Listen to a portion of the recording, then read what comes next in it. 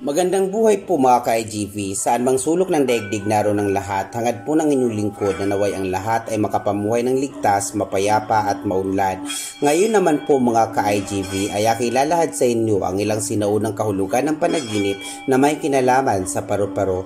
Bago ko po simulan, nais ko pong ipabatid at ipaunawa sa lahat na ang aking pagbabahagi ay halaw mula sa sinaunang lihim na karunungan at kalaman ng mga sinaunang Asyano. Sa makatwid po mga ka-IGV, ang lahat ng aking sasabihin ay mga gabay po lamang.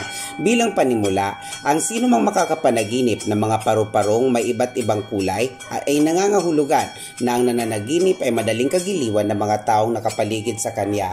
Ayon din po sa lumang gabay, ang makakapanaginip ng iba't ibang kulay ng paru-paro saan mang dako o anuman ang mga galaw nito ay nangangahulugang maitatawid ang nananaginip nito ang kanyang mga pangarap sa buhay nang may makukuhang suporta o pag-alalay mula sa mga taong kanyang inaasahan gaya ng kamag-anak, kaibigan at mga mahal sa buhay.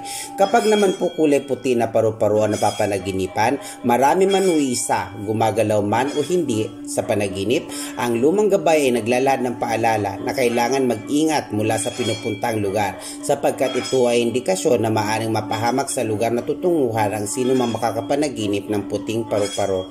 Kapag naman po kulay itim ang napapanaginipan, indikasyon po ito na may kamag-anak ang nananaginip na nakatakdang magkasakit o pumanaw.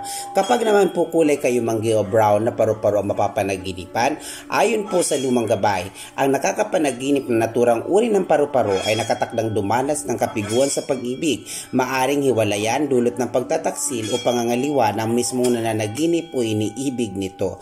Kapag naman po ang napanaginipang paru-paro ay kulay dilaw, asahan ang magandang balita tungkol sa pinapangarap na paglalakbay, mapaibayong dagat man o ilang malalayong lugar na may kaugnayan sa hanap buhay o trabaho.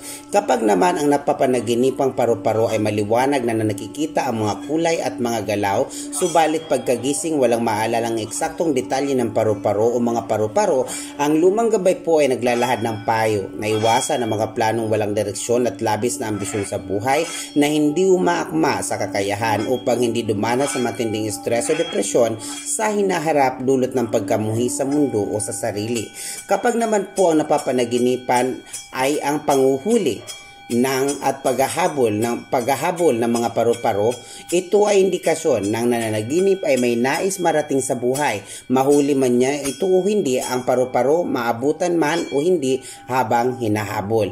Kapag naman ang napapanaginipang paru-paro ay nakadapo sa ating katawan, lalo na sa ulo, kahit anong kulay, marami man o isa, ang lumang gabay po ay naglalahad. Ang nakapanaginip nito ay nakatakdang magkaroon ng magandang bahay sa hinaharap.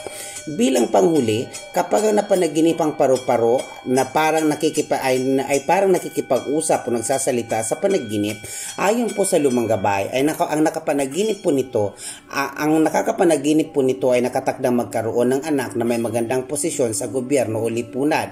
Mga ka-IGV, inuulit ko po, ang akin pong ibinabahagi ay mga gabay po lamang sapagkat batid naman po nating lahat na tanging Diyos lamang na siyang may kaakda ng buong sanlibutan, ang siyang may kakayahang humatol ng makatwiran alinsunod sa inuhol man nating kapalaran. Ito po ang inyong lingkod na lagi nagpapaalala atin pong pangalagaan ng ating kalikasan at huwag nating pagmulupitan ang mga aso at pusa upang araw-araw po nating mabatid ang balansing enerhiya ng ating kapaligiran.